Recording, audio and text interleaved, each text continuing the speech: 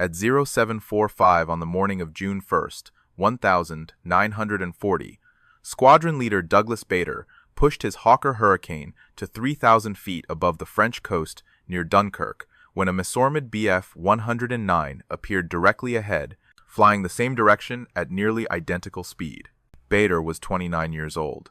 He'd been flying combat missions for exactly 4 weeks. 9 years earlier, he'd lost both legs in a training accident that should have ended his career forever. The Messerschmitt pilot held his course. No evasive action. Bader had 400 rounds in his guns and 300 yards of empty sky between him and his first kill. December 14th, 1931.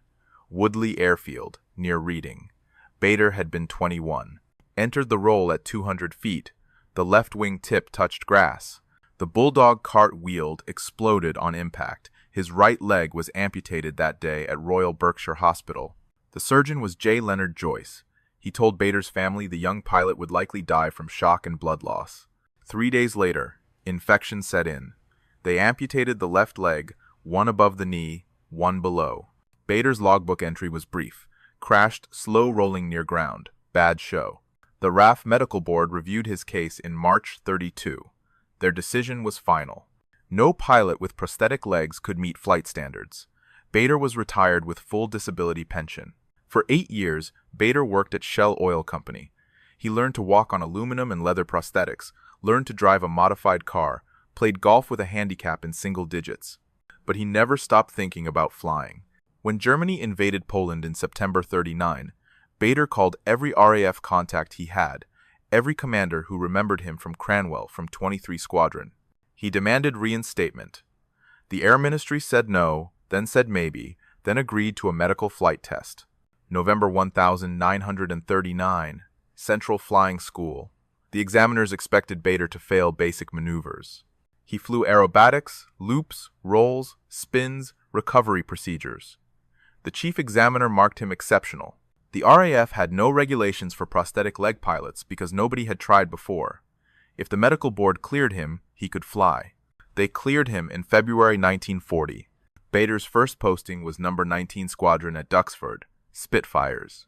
He flew his first combat patrol over Dunkirk in May.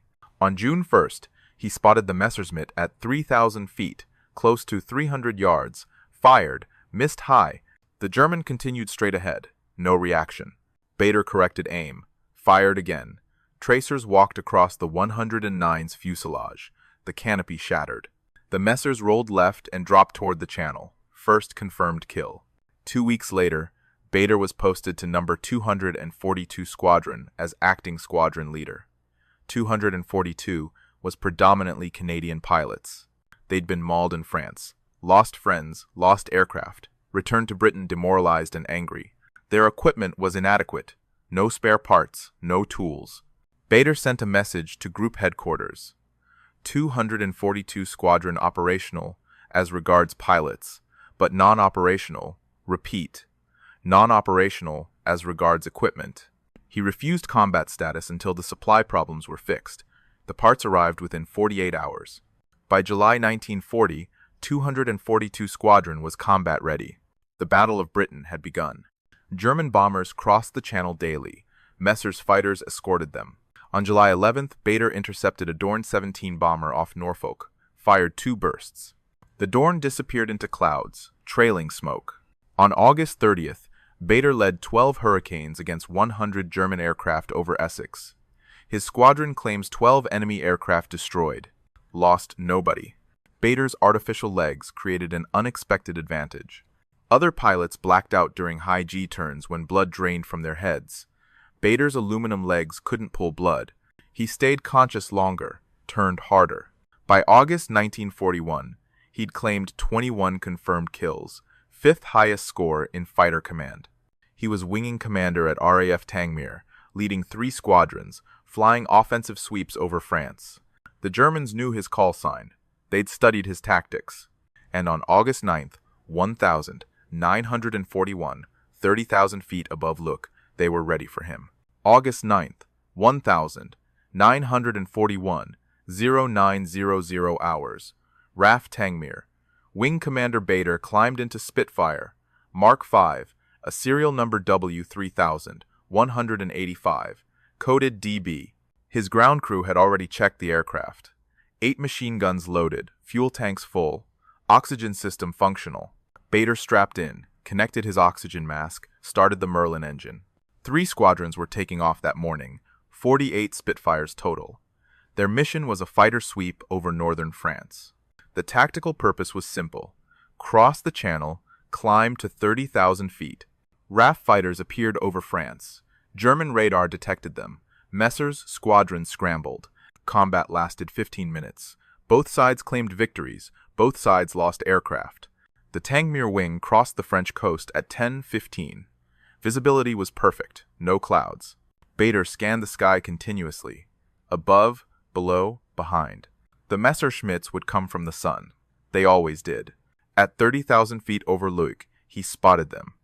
12 Bf 109Fs climbing from below, 4,000 feet beneath his formation. Bader called the sighting on the radio, pushed his Spitfire into a diving attack. The mathematics of aerial combat favored him. He had altitude, speed, position. The Messerschmitts were still climbing, hadn't spotted the British fighters yet. Bader selected the lead German aircraft, close to 200 yards. His thumb found the firing button. 8 Browning machine guns opened fire simultaneously, 400 rounds per second. The Messerschmitt's engine erupted in white coolant spray. The pilot rolled away, trailing smoke, damaged, possibly destroyed. Bader pulled up hard, searched for another target, found one turning left at his 11. He turned inside the German's radius, fired a 3-second burst. The 109's tail section disintegrated. The pilot bailed out. Parachute opened at 28,000 feet. 2 kills in 90 seconds. Bader's total score was now 23 confirmed victories, but the remaining Messids had reversed the situation. They'd seen the Spitfires. They were turning to engage. Bader's wingman radioed a warning. 4 109s approaching from 7 high. Bader started his brake turn. Then something hit his aircraft from behind. The impact was catastrophic. Metal tearing, control cables snapping. Bader's Spitfire lurched violently right. He looked back. His vertical stabilizer was gone. Part of the rear fuselage had been sheared away. The aircraft entered an inverted spin, nose down, accelerating toward 30,000 feet of empty air between him and the ground. Bader reached for the canopy jettison handle, pulled hard. The canopy flew off. Wind blast at 300 miles per hour slammed into him. He released his harness buckle, tried to stand. His right leg wouldn't move. It was jammed, trapped between the seat and the control column. 25,000 feet. The altimeter was unwinding fast.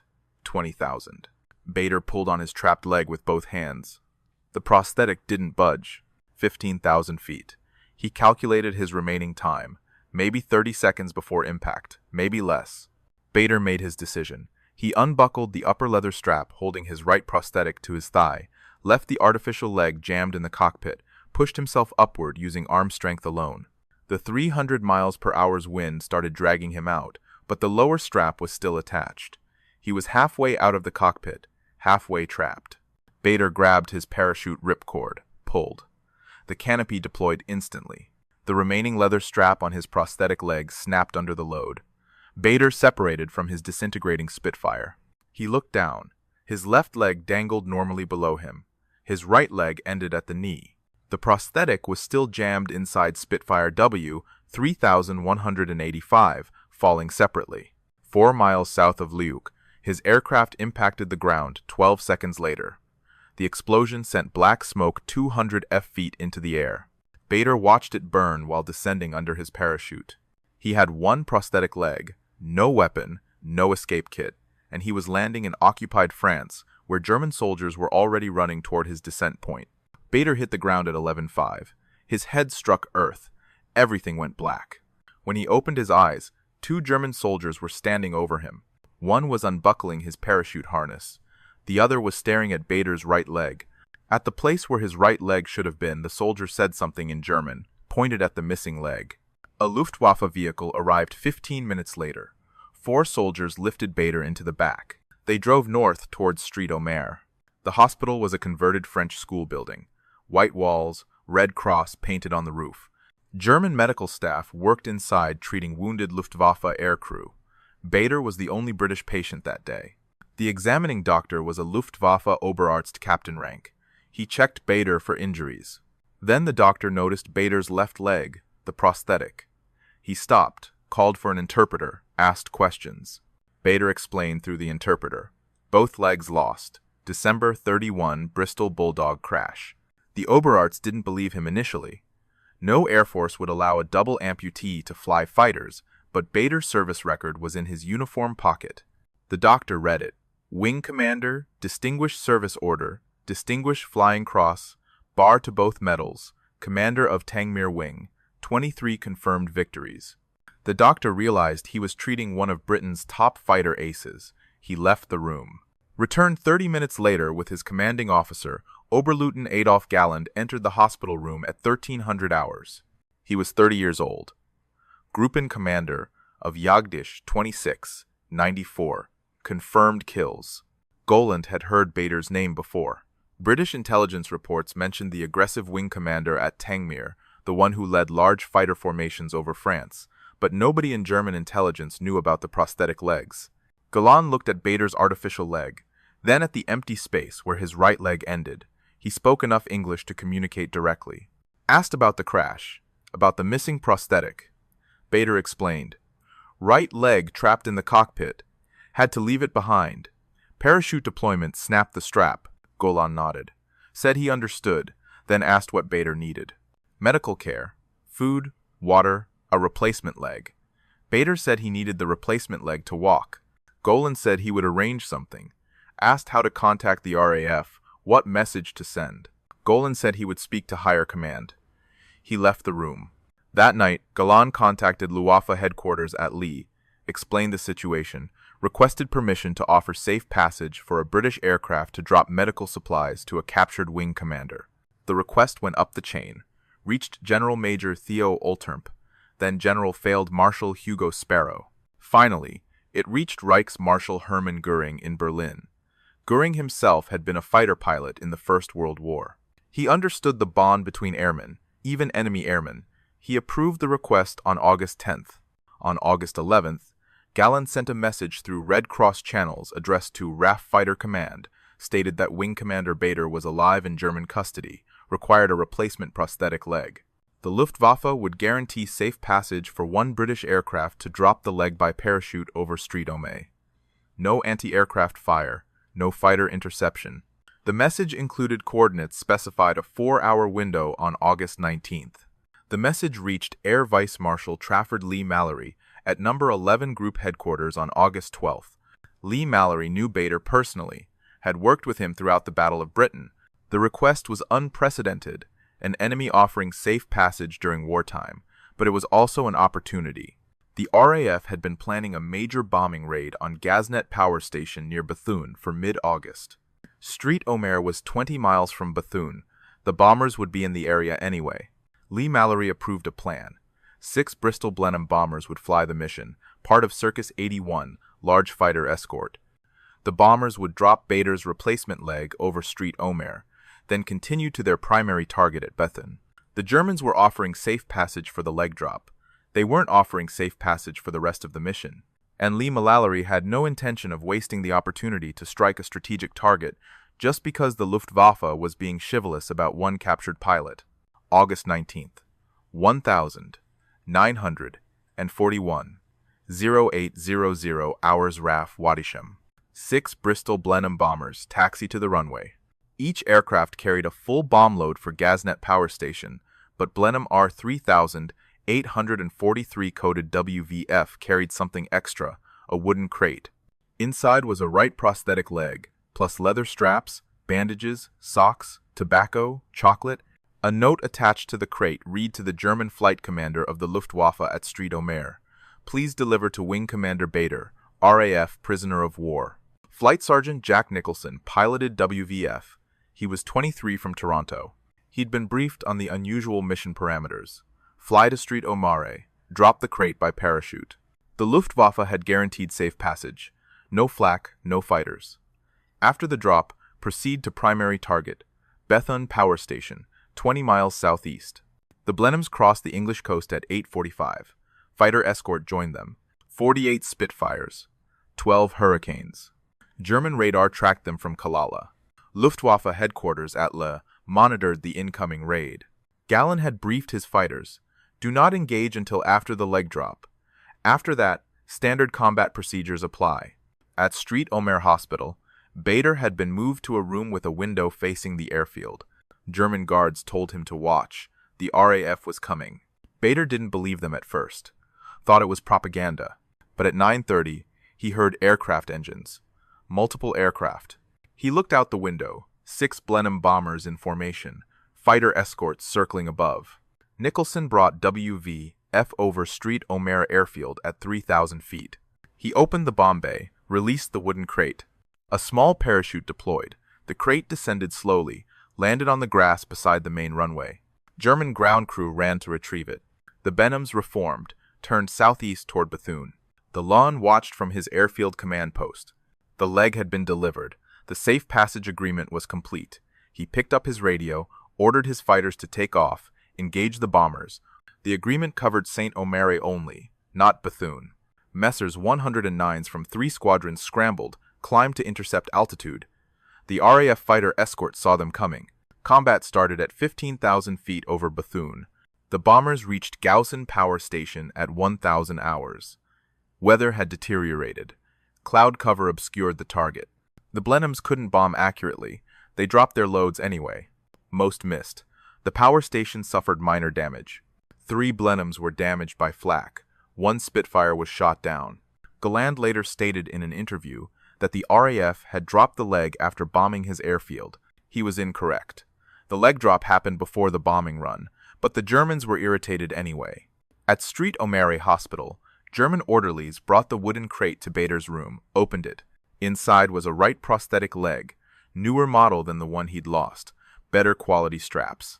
Bader strapped it on, stood up, walked across the room. The German doctor watched, asked if it fit properly.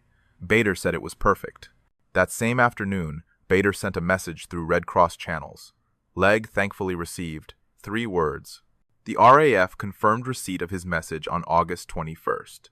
But Fighter Command also noted something else. German security at Street Omer Hospital was surprisingly lax. Windows weren't barred. Guards rotated on predictable schedules, 1 guard per corridor at night. The hospital was a temporary holding facility, not a proper prisoner of war camp. Bader noticed the same security gaps. He had 2 functional prosthetic legs now. He could walk, he could climb, and the hospital had bed sheets, strong cotton, long enough to tie together. His window was on the 2nd floor, 20 feet above ground. Outside, his window was farmland, then roads leading west toward the French coast, toward the English Channel, 15 miles away. On August 24th, Bader tied 4 bed sheets together, secured one end to his bed frame, waited until 0200 hours, opened his window, dropped the sheets, climbed out, started descending. He was halfway down when a hospital worker spotted him from a ground floor window, started shouting. Guards responded within 30 seconds. Bader was pulled back through the window at 0215. The German guards confiscated his bed sheets, posted a 2nd guard outside his door. The hospital administrator arrived at 0700, informed Bader he was being transferred. Street Omer was no longer suitable for a prisoner who attempted escape. The Luftwaffe was sending him to a proper prisoner of war camp. Stalag Luft 3 at Segen 300 meters east in occupied Poland. On August 27th, Bader was transported by train. German guards accompanied him. He arrived at Stalag Luft 3 on August 30th. The camp held approximately 2,000 RAF prisoners, mostly aircrew shot down over Europe. The camp was divided into compounds, each compound surrounded by double barbed wire fences. Guard towers at each corner. Searchlights operated all night. The camp commandant was Luftwaffe Oberst Friedrich Wilhelm von Lindner-Wilde. He ran the camp according to Geneva Convention standards, adequate food, medical care, mail service through Red Cross. Prisoners could receive packages from home, but the camp also had established escape procedures. British prisoners had been digging tunnels since the camp opened in April 41, bribing guards, forging documents, building civilian clothes from dyed uniforms. The senior British officer was Group Captain Harry Day. Day had flown with Bader in No. 23 Squadron back in '31 before Bader's crash. Day remembered him, welcomed him to the camp, briefed him on ongoing escape plans. Bader announced his intention immediately. He would escape. Day explained the reality. The camp was 300 meters from neutral territory. Switzerland was 600 meters southwest. Sweden was 400 meters north. Poland was occupied. Germany was everywhere. Prisoners who escaped rarely made it more than 50 miles. Most were recaptured within 48 hours. Bader said he'd try anyway. The German guards at Stalag Luft 3 had learned about Bader before his arrival. Every night at 2,200 hours, guards entered Bader's barracks, confiscated both prosthetic legs, returned them at 0600 hours the next morning. Bader couldn't walk during the night, couldn't participate in tunnel work, couldn't reach the wire. But Bader found other ways to be useful. He helped forge documents. British prisoners had established a document forgery operation, German travel permits, identity papers, work permits. The forgers needed references, needed examples of authentic German documents. Bader spoke with other prisoners, collected information about German administrative procedures, railroad schedules, guard shift patterns. In October 41, a prisoner named Bill Ash proposed an escape plan. Ash had obtained a diagram of a Messer's 110 cockpit, plus instructions for starting the engines, flying procedures. A German training airfield existed at Gleiz, 150 miles southeast. The airfield had Messerschmitt 109 seconds. If two prisoners could reach Gleiz, steal an aircraft, they could fly to Sweden or Switzerland. The plan required getting onto a work detail. Bader volunteered immediately. Ash said the plan had problems. Gleiz was 150 miles away. The Messerschmitt 109 had a combat radius of 400 meters, not enough to reach Sweden from Gleiz. Bader said they should try anyway. On November 3rd, the work detail departed for Gleiz, 20 British prisoners, 4 German guards. Their forged papers identified them as RAF flight lieutenants assigned to road construction. The guards checked papers at the gate, let them through. They arrived at Gleiz on November 4th. No Messerschmitt 109s. The airfield had Messerschmitt 109E. They decided to abort, return to the work camp, wait for another opportunity. But on November 5th, disaster struck. A German inspector visited Stalag Luft 3. German military police arrived at Gleiz work camp on November 6th, arrested Ash and Bad, transported them back to Stalag Luft 3 under armed guard. B was placed in solitary confinement. 10 days. Standard punishment for attempted escape. The German guards continued removing his prosthetic legs each night, but von Lindiner added new restrictions. After release from solitary, B would be under constant surveillance. Guards would accompany him to meals, to exercise periods, to the latrine. On November 16th, B was released back to general population. The surveillance lasted 3 days. Then the guards relaxed procedures. Too many prisoners, not enough guards. Within a week, B was moving freely around the compound again, meeting with escape committee members, planning next attempts. British prisoners at Stalag Luft 3 had 3 active tunnel projects in November 41. Tom started in Hut 123, Dick in Hut 122, Harry in Hut 104. Each tunnel was 30 feet deep below German sound detection equipment. Tunnelers worked in shifts, digging with stolen tools, shoring the walls with bedboards, disposing of sand in gardens, under latrines mixed with legitimate soil. B couldn't dig. His prosthetic legs made tunnel work impossible. But he worked surface operations, watched for guards, timed patrol schedules, distributed forged papers. In December 41, the Germans discovered Tom. Guards found the entrance during a surprise inspection, flooded the tunnel, arrested 15 prisoners involved in the operation. But Dick and Harry remained undiscovered. Winter arrived. Temperatures dropped below freezing. Tunnel work slowed. Frozen ground was harder to dig. The escape committee decided to pause major operations until spring. Focus on preparation instead, forging documents, gathering civilian clothes, studying railroad times. In March 42, Bader was informed of a transfer. The German High Command had reviewed his file. 5 escape attempts in 7 months. He was being sent to a maximum security facility, O-Flag 4C, known to prisoners as Colditz Castle. Colditz was located in Saxony, 80 miles south of Berlin. Bader arrived at Colditz on April 2nd, 1942. The castle held approximately 200 prisoners, British, French, Polish, Dutch, Belgian, all persistent escapers. The senior British officer was Colonel Willie Todd.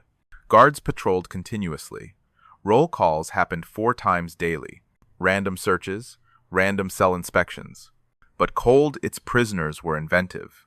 They'd built a glider in the attic, planning to launch it from the roof, fly across the river, land in neutral territory.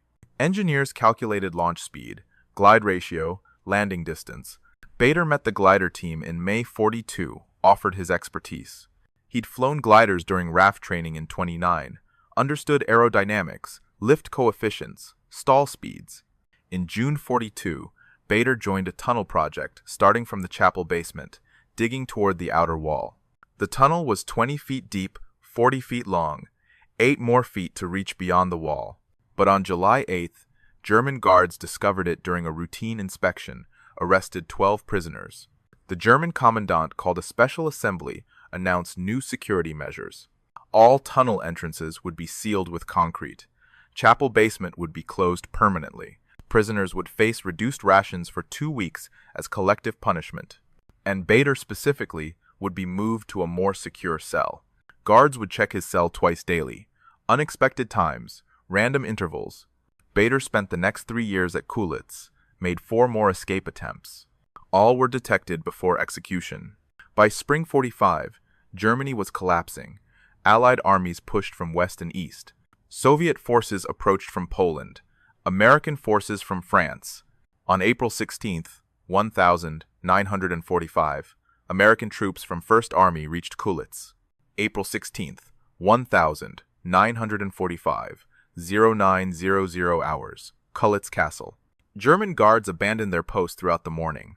At 1,400 hours, American Sherman tanks arrived at the castle gates.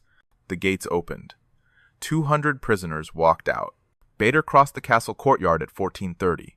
First time in 3 years. American soldiers stared at his walk, the distinctive gait, artificial legs. An American lieutenant asked how long he'd been prisoner. 3 years, 9 months since August 41. The lieutenant asked about his legs. Lost them in 31. Been flying since 40. The lieutenant didn't believe him until other British prisoners confirmed the story.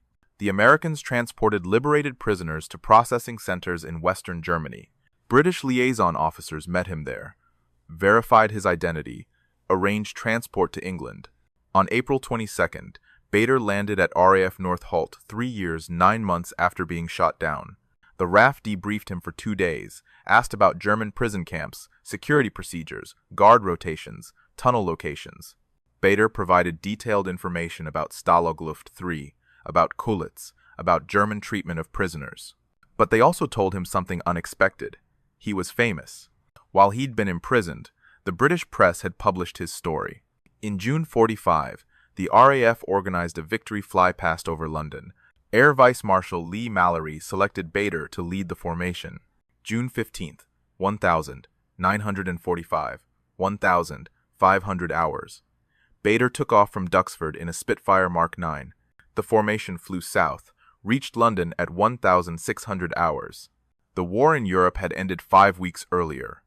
Germany had surrendered. Hitler was dead, and a legless pilot who shouldn't have been flying at all was leading it. In February 46, Bader left the RAF permanently. But Bader also focused on advocacy work for amputees, for disabled veterans. In 1954, author Paul Brickhill published Reach for the Sky, Bader's biography.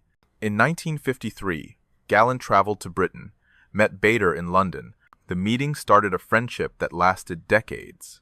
In 1976, Bader was kenned, Sir Douglas Bader, recognition for his advocacy work, for his service to disabled people. Bader died that night, heart attack. He was 72 years old. Adolf Galland sent a wreath from Germany, unable to attend due to age and health, but he sent a message. It said simply, a great fighter pilot, a greater man. He didn't let disability define him. He let action define him.